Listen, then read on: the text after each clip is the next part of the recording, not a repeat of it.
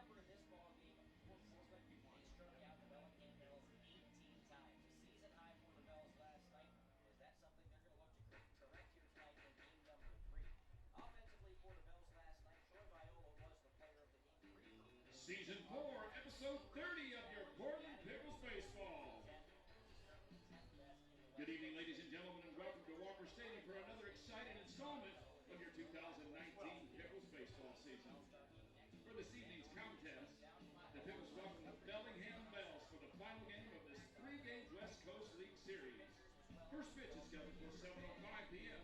and I'll have tonight's starting lineups for you in just a few minutes.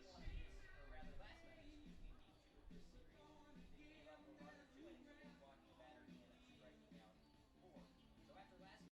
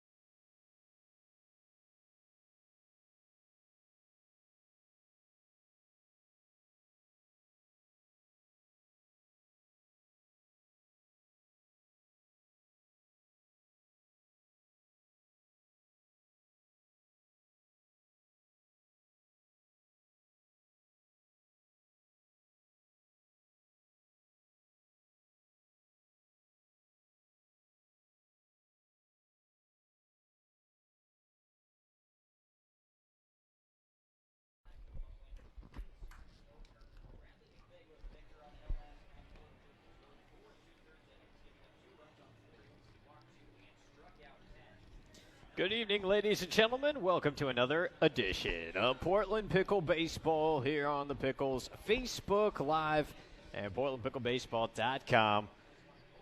Pleased to be with you. Game 3 of a 3-game series. Pickles and Bellingham Bells as the Pickles go for the sweep tonight at Walker Stadium at Lentz Park before going on the road again for a 3-game weekend series with the Ridgefield Raptors. Picks are hot. They keep on winning ball games, and that included last night. 7-3 the final. That featured 18 strikeouts from the pitching staff, home runs by Alex Lambeau and Darius Perry, and overall some clutch hitting and standard pitching from start to finish as Portland got that victory to win the series, and now they go for the sweep behind the arm of Titus Groenweg. Alongside Caleb Jones, color commentator and our camera operator. Not sure which job is primary or which job is first, but he does both at an all-star level. So does Gannon O'Gorman. He's our video coordinator tonight. What's up, Gannon? Newly minted Fred Meyer Rewards member. Way to go, Gannon. Good job. I'm Judah Newby. Caleb, it should be a good one tonight. Absolutely. You know, anytime you got a chance to go for a sweep, you can't complain with that. It'll be awful hard to match last night's 18 strikeout performance, but what they can do is keep putting up zeros, keep limiting big innings, and keep having big shutdown innings, especially after their offense scores, and it helps to have your all-star Titus Groenweg on the mound.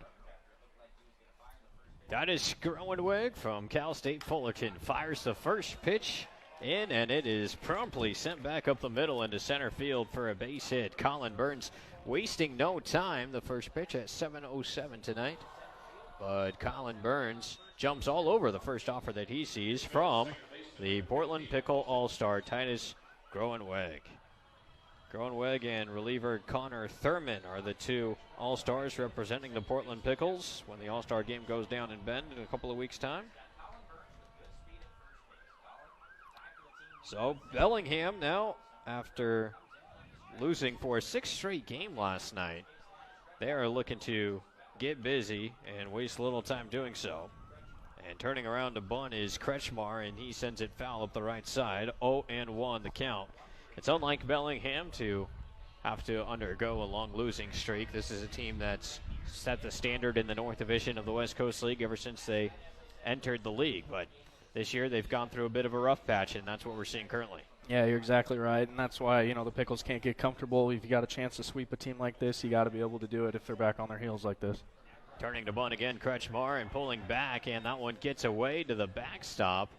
A wild pitch, and moving to second base is Burns, so that should, well, it could take the bunt off at the very least, but it gets the primary job done of the runner advancing into scoring position. So things have started a bit shaky for the Pickles here. Nobody out, top of the first inning, no score.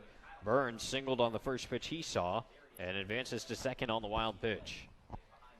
Kretschmar started in Game 1 of this series, and then he entered as a replacement in Game 2. Still bunting, and bunts a beautiful one down the third baseline.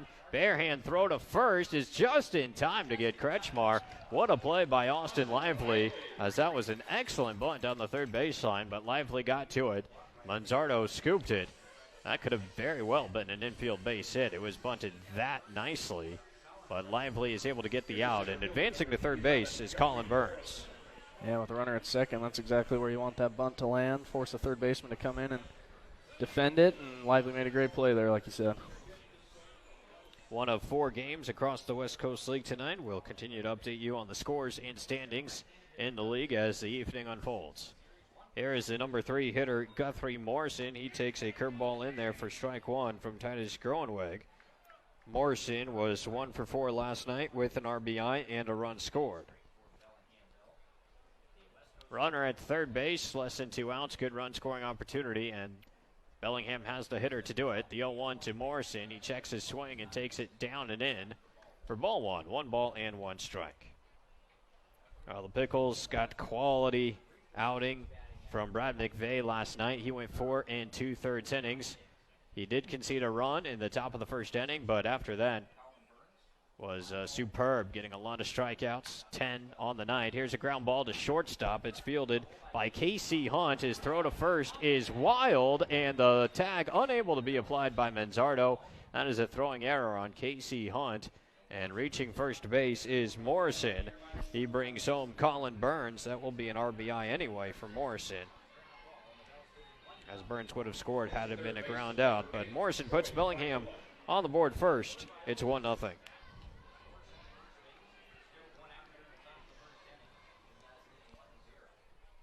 I'll bring up the cleanup man, Troy Viola. Right-handed hitter, and instead of move to first. So here early on, Portland pretty shaky. Bad throw by Hunt from shortstop. In addition to the wild pitch and the single allowed by Cronenweg, it's 1-0 Bellingham with only one out. Titus out of the stretch. He kicks, he fires. Viola tags this one deep to left field. That is going back, and that is out of here. 2-run home run for Troy Viola, the cleanup man for the Bells. Puts the visitors on top 3-0. A punch to the face right out of the gate from Bellingham in this third game of the series.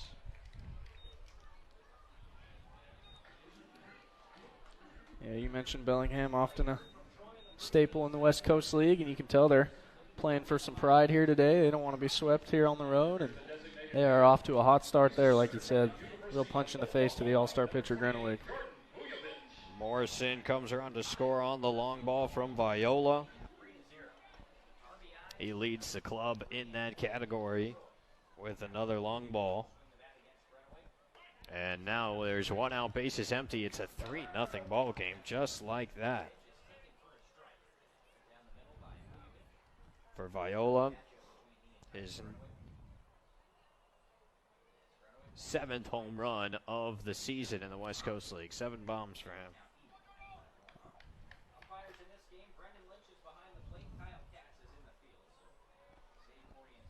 There's a 1-1 now. That is hit in the air, left side foul and out of play. The hitter is Jordan Vujovic, the designated hitter, hitting 5th.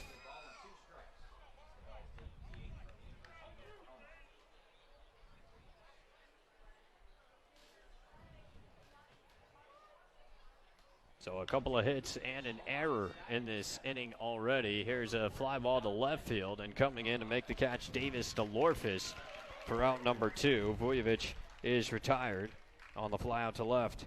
Defensively for the Pickles, Kyle Manzardo playing first base, Everett Lau playing second base, Casey Hunt, the shortstop, and Austin Lively plays third.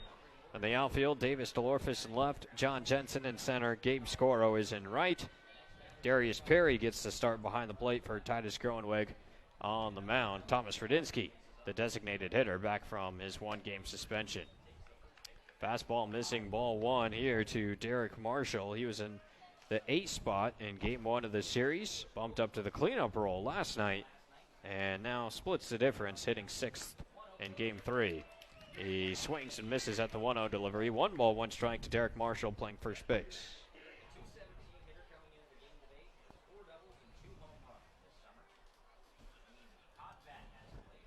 The offer has a check swing in the dirt. Did he go? Yes, he did. Says Kyle Katz, who's out in the field tonight with Brendan Lynch, the home plate umpire. We've seen our fair share of coach and player arguments with the umpiring crew in this series. The 1-2 pitch is taken for ball 2, 2-2. And the infield a couple of steps on the way to the dugout.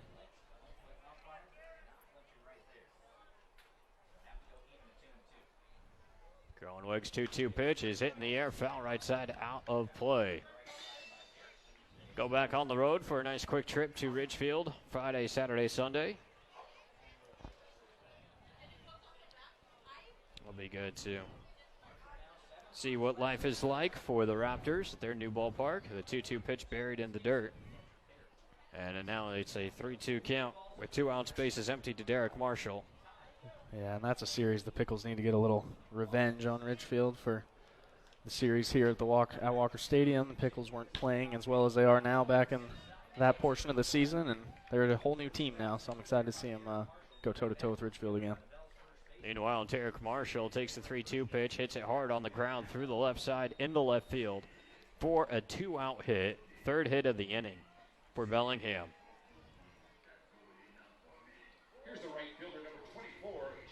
Mentioned the All-Star game. That's going to be Monday down in Bend with Groenweg there representing the Pickles along with Connor Thurman.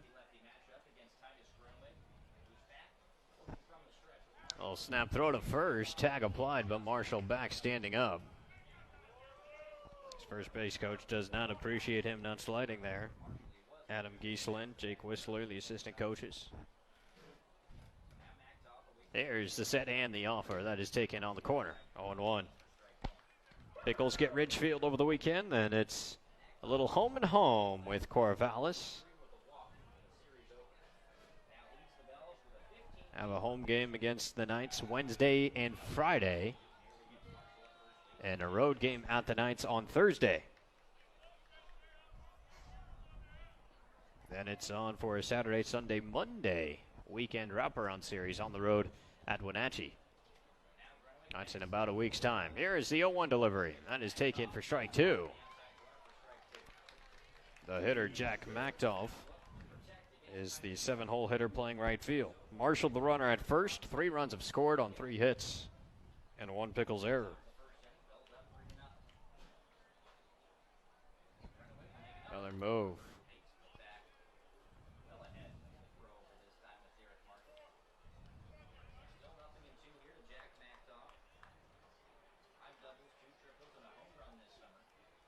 Left on left here with Macdoff climbing in, facing an 0-2 now from Titus. That is a slider off the plate. 1 ball, 2 strikes. Macdoff starting in right field for the second time in this series. He did so in game 1 as well. And he went 1 for 3 with a walk back on Tuesday night. The 1-2 pitch. Swing and a ball hit in the air. Left side foul out of play. And we'll do the 1-2 again. Groenweg laboring a bit through this opening inning.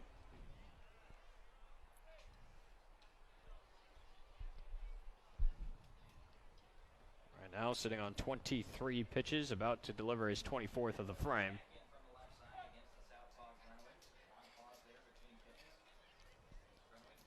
Lau at second base, playing a step or two toward the bag at second. The 1-2 pitch is hit toward Lau on the ground. He's got it underhands to Casey Hunt for the force at second base to get Marshall, and that retires the side. But 3-run score on 3 hits and a Pickles error, highlighted by the 2-run home run by Troy Viola, his 7th of the season. Bellingham strikes first here in game 3. It's 3-0 Bells.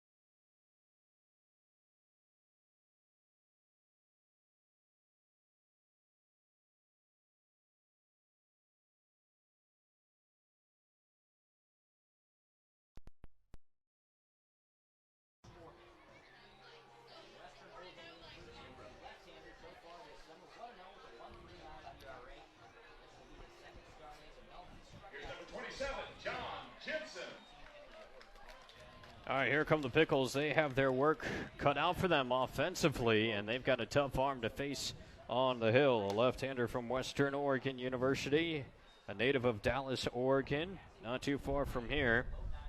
This is Logan Hatley. He hums it in from the left side of the rubber. And the first pitch misses for ball 1. The 1-0 pitch actually gets Jensen, and he is hit by the pitch. So Hatley with a lot of velo, we know that, and Jensen has to wear one, but ultimately it's a good thing for the Pickles, leadoff man aboard. Ouch, though, that hurt. Yeah, almost ran up and in, kind of close to his elbow, though. Looks like Got him just in the meat of the arm, though, so he'll be all right. Nice little bruises all. Good to see Gabe Scoro back in the starting lineup here for the Pickles. It's been a minute since we've seen Gabe. And he's starting in right field with the left-hander on the hill. Gabe hitting .226 on the year with 9 runs scored as well. And the first offer to Gabe is taking a fastball called strike one on the outside corner. 0-1 the count. Titus had a pitch right around there. The top of the first. Gabe's last game played in the West Coast League was all the way back in that Yakima Valley series. Now we have yet to see him in this series, but seeing him here in the third game. Moved first. You see it coming. Logan Hatley, 6'6", 215-pounder.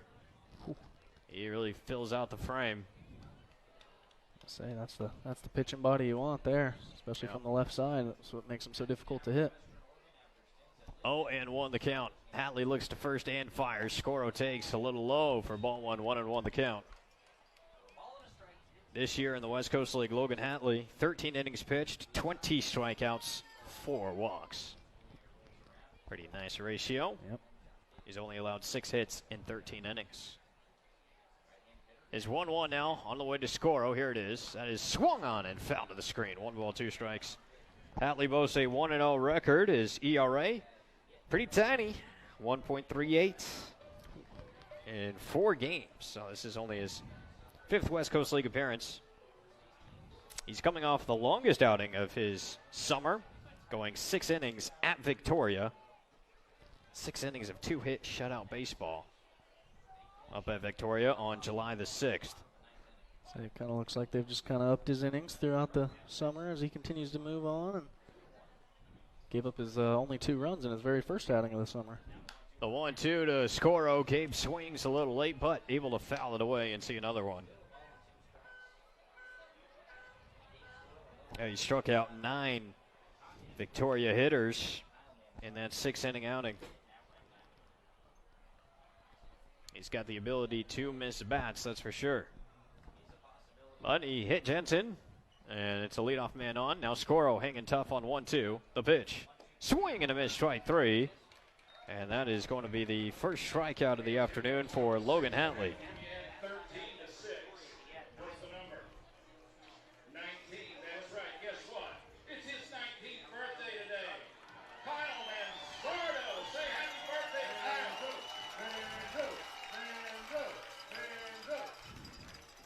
How is Kyle Manzardo only 19 years old? That's a good question. He's a July birthday, just a youngster, I guess. And he steps in. He takes strike 1. Wow. Gonna have to do a double take on that. 0-1 the count to Manzardo. Thomas Radinsky on deck after serving a 1-game suspension last night. The 0-1 first